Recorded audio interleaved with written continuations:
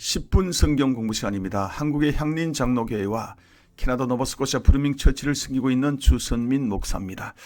아직도 이 눈이 조금 거시기해서 좀 얼굴 퉁퉁 붓고 선글라스에 이제 머리만 새로운 패션으로 시작해 보도록 하겠습니다. 오늘은 제 17과 하나님 나라의 관점에서 보는 출애굽기 17과 하나님 나라의 건설을 위한 구원 두 번째 시간을 갖도록 하겠습니다. 먼저 시작하기 전에 우리 지난 레슨에 대해서 조금만 더 언급하겠습니다. 유월절 사건을 통해서 출애굽하게 되는데요. 자, 유월절 사건의 의미는 무엇이냐 그러면 이게 엄청난 사건이죠. 애굽의 모든 장자들이 다 죽는 사건입니다. 집집마다 애국하는 일이 벌어지고, 그런데 이스라엘 백성들은 한 사람도 다치지 않았습니다. 엄청난 사건이죠. 이 엄청난 사건이 이스라엘의 이 역사 속에서 어떻게 작용했을까요? 우리나라의 이순신 장군이라 그러면 명랑해전, 배 12척으로 외적의 배를 수백 척 때려부순 이 놀라운 이 업적, 생각할 때마다 우리 이순신 장군을 기억합니다. 마찬가지로 앞으로 이 하나님 나라의 백성들은 계속적으로 하나님 나라를 이렇게 건설해 나갈 터이고 진행해 나갈 터인데 얼마나 많은 어려움과 또 역경들이 있겠습니까? 그럴 때마다 이 유월절 사건을 기억하는 거죠. 그러면서 그 하나님을 의지하고 하나님을 더 찬양할 수 있는 좋은 재료가 될 것입니다. 이것이 유월절 사건을 베푼 하나님의 의도일 것입니다.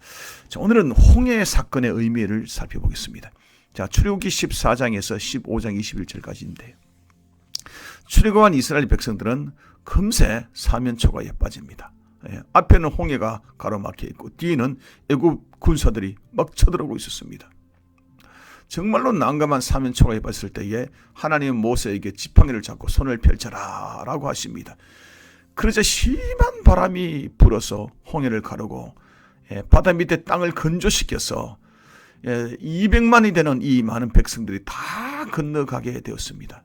그리고 뒤따르는 애굽 군사들이 물 한가운데 있을 때에 물이 합쳐져 버리죠. 그래서 다 숨을 대고 말았습니다.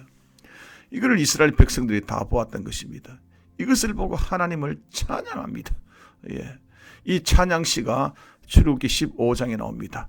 찬양시 가운데 나오는 하나님에 대해서 어떻게 그의 하나님의 속성을 찬양하냐고 하면 우리 1절에 높으시고 영원하신 하나님, 그리고 2절에 힘이시고 용사시고 오른손을 드시는 분, 원수를 부수시는 분, 구원하시는 분, 이렇게 2절에 나옵니다. 그리고 전체적으로 우리의 주님, 주인 되시는 분, 그리고 자기 백성을 인도하는 분, 뭐 이렇게 등등 나오는데, 근데 출애굽기 15장 18절에는 좀 더 다른 측면에서 하나님의 속성을 이야기하는데, 주 대신 하나님이 영원히 다스린다, 그렇게 이야기합니다.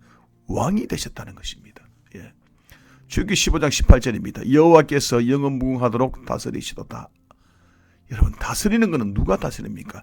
왕이 다스린다는 것이죠. 그래서 하나님을 왕으로 묘사하고 있다는 그런 이야기입니다. 그러니까 이제까지 이스라엘 백성들은 애굽의 왕이었던 바로는 사단의 하수군입니다. 이것을 버리고 드디어 새로운 왕을 모셨다.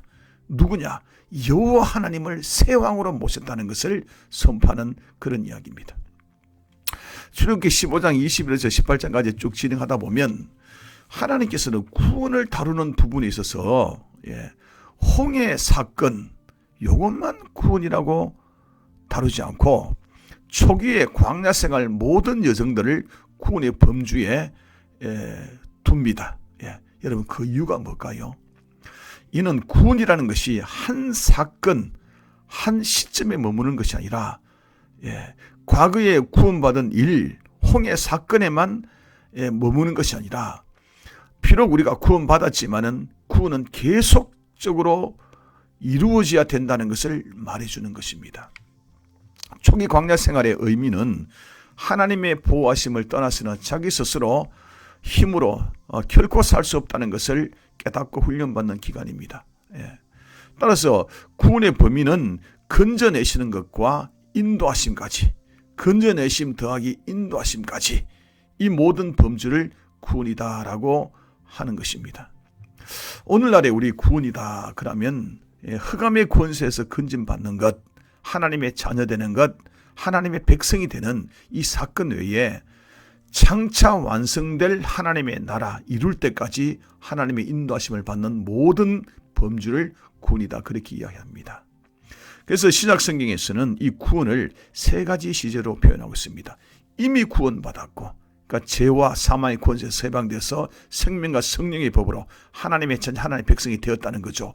이미 구원받았고 과거 시제. 두 번째, 아직 구원이 완성된 것이 아니다. 하나님 나라가 완성된 것이 아니다. 미래 시제와, 그리고 지금도 두렵고 떨림으로 구원을 이루어 간다. 현재 시제. 과거, 현재, 미래가 다 나옵니다. 그래서 우리가 구원의 목적을 이야기할 때는 기독교가 출발점으로서 구원이라고 그렇게 이야기한 것입니다. 출발점으로 구원이라는 것은 뭐냐 그러면 구원받고 난 이후에 계속적으로 구원은 이루어 가야 된다. 완성해 나가야 된다는 그런 이야기입니다. 그런데 한국교회는 그동안 그렇게 가르치지 않았습니다. 기독교의 목적점으로 구원을 가르쳤다는 이야기입니다. 우리의 믿음의 결국은 구원이다. 그래서 구원받으면 끝이다. 죽어서 천당 가면 끝이다. 이렇게 우리가 지금까지 공부를 많이 배웠습니다. 근데 이거는 여러 가지 어려운 사회적인 어떤 현실이 작용된 것이 분명합니다. 1960년대, 70년대, 80년대 그리고 일제시대 때 보면 우리 한국 백성들이 많은 어려움을 당했습니다. 살기가 힘들었다는 것이죠. 그래서 내세적인 신앙을 굉장히 우리는 치중했습니다. 그러다 보니까 우리가 구원받는 것, 천국 가는 것이 우리 기독교의 목적점이다. 그렇게 많이 이야기했습니다. 그런데 사실은 성경이 말하는 것은 그것이 아닙니다. 구원이라는 것은 기독교의 출발점이다. 이제 우리가 구원받아서 하나님의 자녀되고 하나님의 백성이 됐다는 것은 이제 여기서부터 출발이다 이겁니다. 목적이 아니라 출발이다. 그렇다고 하면 우리의 목적점은 뭐겠습니까? 목적점은 하나님의 나라를 이루는 것을 목적점이라고 그렇게 봐야 된다는 그런 이야기죠.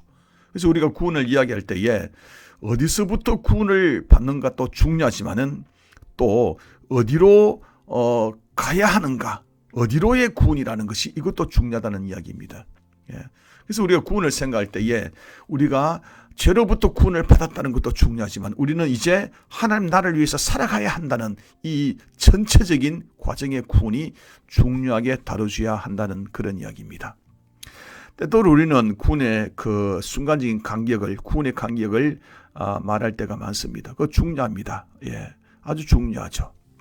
그러나 우리가 왜, 무엇 때문에 하나님이 나를 구원하셨는가에 대해서 생각하지 않는다면 하나님 나라의 발전을 위해서는 한 걸음도 나아가지 못할 것입니다. 따라서 기독교는 하나님과 세상에서 책임과 사명을 늘 생각해야 되는 것이죠. 하나님은 구원받은 이 백성을 통해서 새로운 성격을 가진 하나님께서 다스리는 나라를 펼쳐나가시기를 원한다는 것을 생각해야 됩니다. 정리하면 그렇습니다. 오늘날 그리스도인들도 하나님의 나라에 들어가기 위해서 구원받은 것뿐만 아니라 우리가 하나님의 자녀되는 것뿐만 아니라 또한 이 땅에서 하나님의 나라의 사명을 이루기 위해서 구원받았다는 것을 생각해야 된다. 이 말입니다. 구원은 시작점입니다. 목적점이 아닙니다. 시작점입니다. 그리고 하나님의 나라를 이루어 나가는 것이 목적점입니다. 그래서 내 가운데, 우리 가정 가운데, 우리 교회 가운데, 우리 사회와 이 나라 민족 가운데 나를 통해서 하나님 나라가 이루어지도록 우리가 기도하고 힘써 나가는 것이 우리 기독교의 목적점이 되어야 하는 것입니다. 오늘은 여기까지입니다. 기독교의 출발점과 목적점, 요거를 잘 기억해 주면 감사하겠습니다. 하나님, 우리가 하나님으로부터 구원받았습니다. 하나님 백성 되었습니다. 여기에 머물지 말고 우리가 앞으로 어떻게 살아가야 될 것인가, 내 안에 하나님의 나라를 어떻게 이룰 것인가에 대해서 고민하는 성도 되게 역사해 주옵소서. 예수님 이름으로 기도드렸습니다. 아멘.